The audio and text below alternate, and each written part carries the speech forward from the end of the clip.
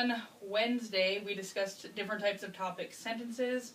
One was a general topic sentence, the cluing topic sentence, and the specific topic sentence. So take a minute to go through your notes and just review what each of those sentences are.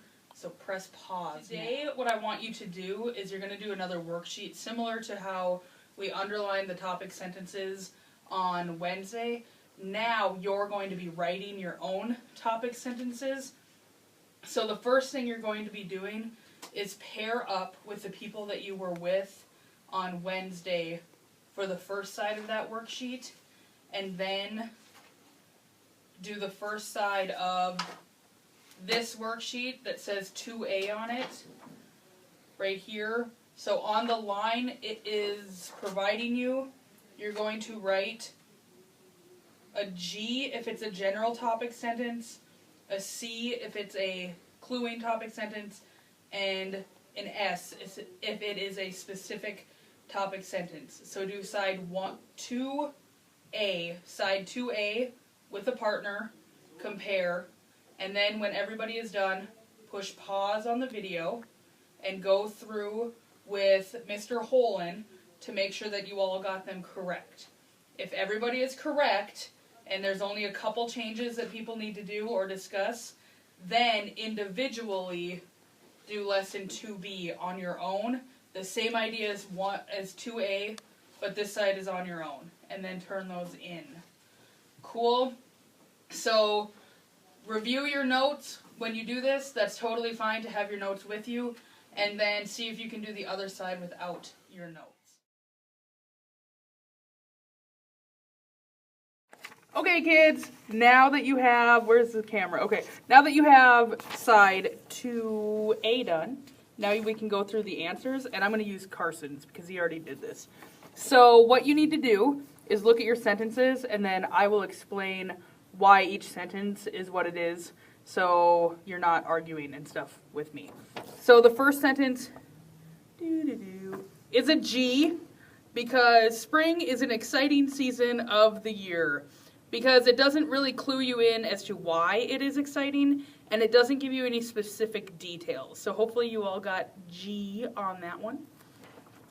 And then sentence number 2 is Jack needed 4 kinds of tools to take care of his yard. So that is a cluing sentence because of the word for, but it is not a specific sentence because it doesn't have the specific tools that he used. So it just clues us in on what's going to be there. Sentence number 3 is also a cluing sentence. It says, George Washington and his men prepared to cross the Delaware River in several ways. And if you look at your notes, it has those cluing keywords. So several is a cluing word, so that clues you in on what type of topic sentence it is. Number 4 is a general sentence because the arrival of my first backpack, The arrival of my first paycheck changed my whole way of living.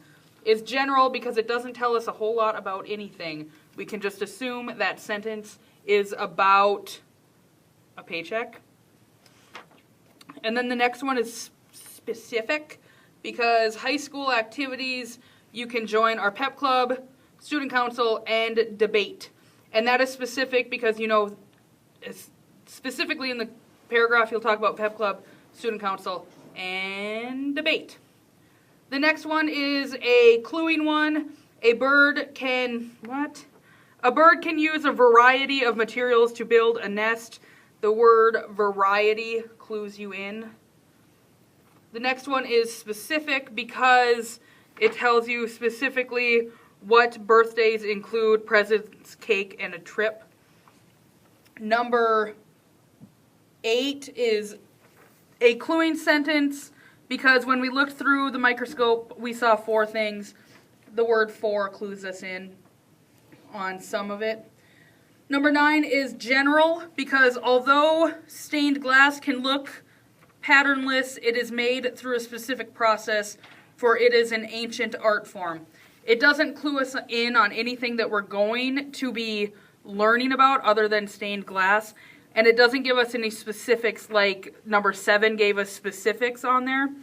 And that is one where I think you guys will debate a little bit about why it is general. So do look at that, and I just want you to understand that it's general because it doesn't give us any cluing words in the sentence, and because it doesn't give us any specifics. So by deduction, we can figure it out. It's general. If you have questions on this one, we'll talk about it on Thursday when I actually see you guys again. And then number 10 is specific because it talks about collecting, organizing, and showing weather patterns. So that's 3 specific things that you know will be included in that paragraph. So hopefully you got all of these correct. Again, it's 1G, 2C, 3C, 4G, 5S, 6C, 7S, 8C, 9G, and 10S. And I think number 9 is going to be the one that throws you off a little bit.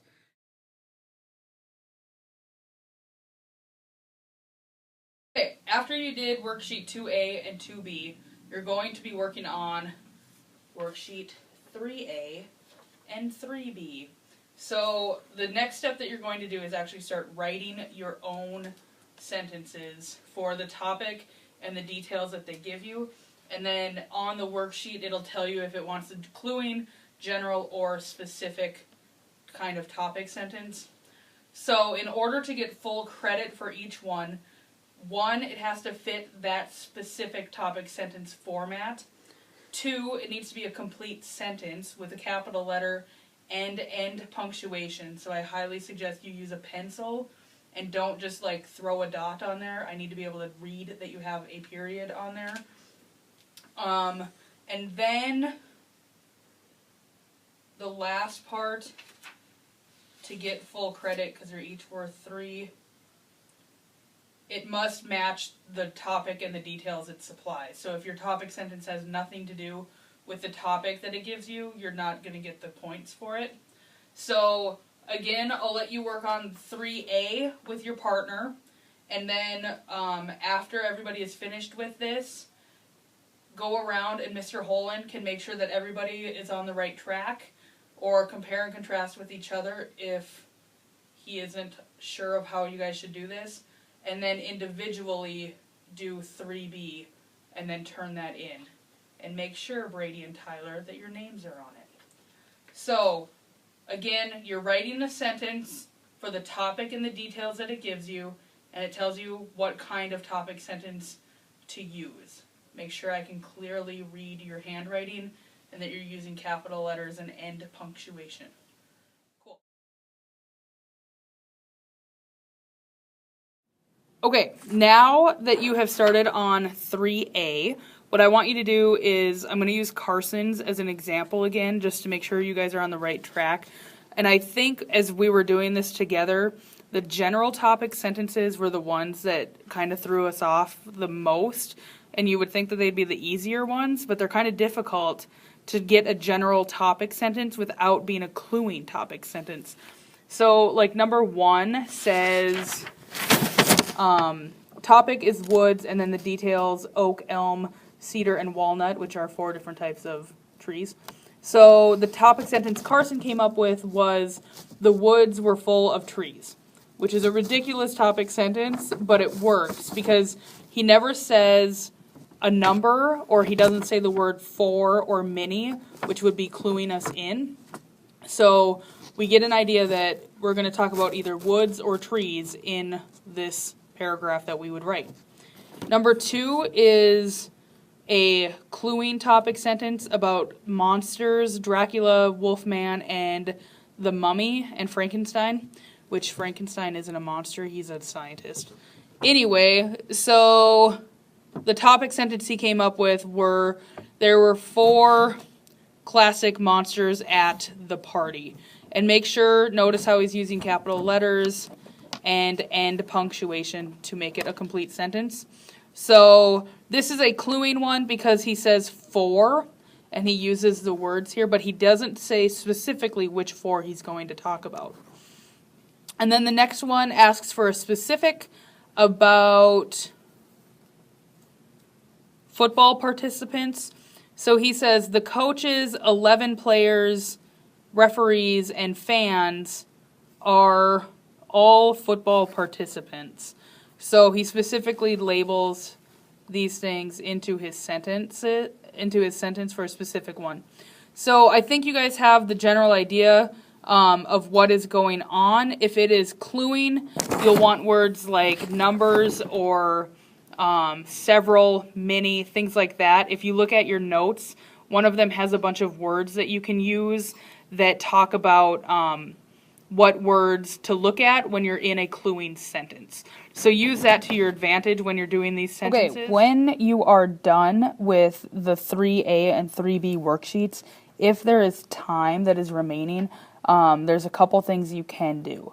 One, you can do your no red ink. I sent it to Edmodo on Thursday night for next week, and then you can also just read quietly or work on journals, but do not be obnoxious and annoying for the sub. Actually be reading or doing other work related to English, not other homework for other classes. If you need to take a reading counts test, by all means, go ahead and take a reading counts quiz, and then otherwise turn in worksheet 2A and 2B and 3A and 3B with your names on them, and then read a book or do your no red ink until the bell rings. Awesome. If you have any questions, you need to email me at my Send It account, which is the best way to get a hold of me. Or if you are one of the few that actually have my cell phone number, go ahead and text me. I'll respond as fast as I can. I'll be in the middle of judging. So, cool.